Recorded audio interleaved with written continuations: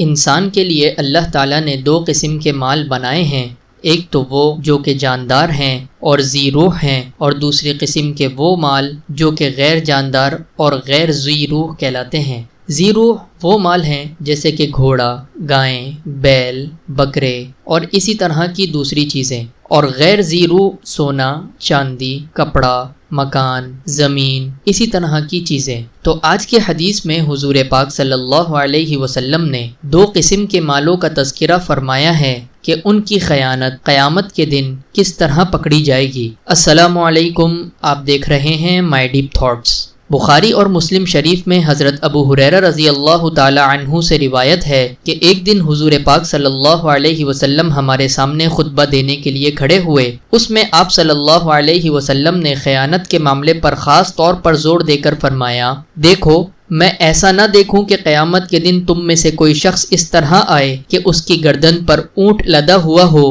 اور وہ بڑبڑا رہا ہو، اور وہ شخص مجھے آواز دے کہ یا رسول اللہ میری مدد فرمائے، تو میں اس کے جواب میں کہہ دوں گا کہ آج بھلا میں تیری کیا مدد کر سکتا ہوں، میں تو تجھے دنیا میں صاف صاف کہہ چکا تھا۔ دیکھو ایسا نہ ہو کہ تم میں کوئی شخص اس طرح آئے کہ اس کی گدی پر گھوڑا لدا ہوا ہو اور وہ ہنہنا رہا ہو، اور وہ شخص پکار رہا ہو کہ یا رسول اللہ میری مدد فرمائے، تو میں اس سے آج کہہ دوں گا کہ بھلا میں تیری آج کیا مدد کر سکتا ہوں، میں تو تجھے دنیا میں سب کچھ صاف صاف کہہ چکا تھا۔ دیکھو ایسا نہ ہو کہ تم میں سے کوئی شخص قیامت کے دن اس طرح آئے کہ اس کی گردن پر بکری لدی ہوئی ہو اور وہ بول رہی ہو، اور وہ شخص پکار رہا ہو کہ یا رسول اللہ میری مدد فرمائیے، تو میں کہہ دوں گا کہ آج بھلا میں تیری کیا مدد کر سکتا ہوں، میں تو تجھے دنیا میں صاف صاف کہہ چکا تھا۔ دیکھو ایسا نہ ہو کہ تم میں کوئی شخص قیامت کے دن آئے اور اس پر کوئی انسان بیٹھا چیخ رہا ہو اور یہ شخص پکار رہا ہو کہ یا رسول اللہ میری مدد فرمائیے،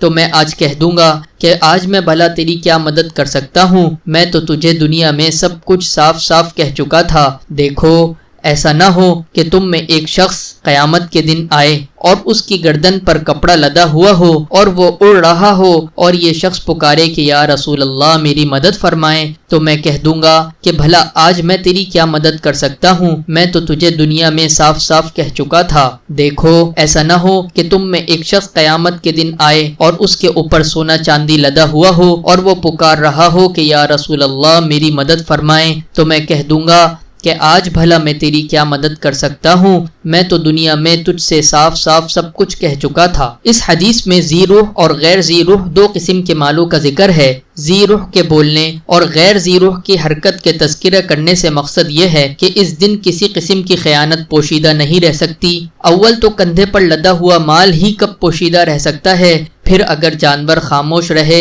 تو بھی ممکن ہے کہ اس کی طرف کسی کا دھیان نہ جائے، لیکن جب جانور بولتا بھی رہے تو ہر ایک کے لیے اس کی طرف نظر اٹھ ہی جاتی ہے۔ یہی حال کپڑے کا ہے کہ اگر اس کی طرف نظر نہ جائے تو کپڑے کی حرکت ہی لوگوں کو اپنی جانب متوجہ کر لیتی ہے۔ بہرحال اس حدیث میں اس بات پر زور دیا گیا ہے کہ کسی کو محض رشتے ناطے پر بھروسہ نہیں رہنا چاہیے، خدا تعالیٰ کی بارگاہ میں اس کے اذن کے بغیر لب کشائی کی ہمت کسی کی بھی نہیں۔ اللہ تعالیٰ ہمیں دھوکہ دہی اور خیانت جیسے برے اعمال سے بچائے اور ہمیں قیامت کے دن کی اس رسوائی سے بچائے۔ آج کی ویڈیو کو ہم یہیں پر ختم کریں گے۔ حضرت موسیٰ اور آدم علیہ السلام کے درمیان عالم ارواح میں ایک مکالمہ اور مناظرہ ہوا تھا، جس کی مکمل تفصیل حضور پاک صلی اللہ علیہ وسلم نے اپنی ایک حدیث میں بیان فرمائی ہے۔ اس کو ہم نے اپنی ایک ویڈیو میں ذکر کیا ہے، اس کو جا کر ضرور دیکھیے۔ امید کرتے ہیں آپ کو ہماری ویڈیو ہمیشہ کی طرح ضرور پسند آئی ہوگی۔ اگر پسند آئی ہے تو ضرور لائک شیئر کریں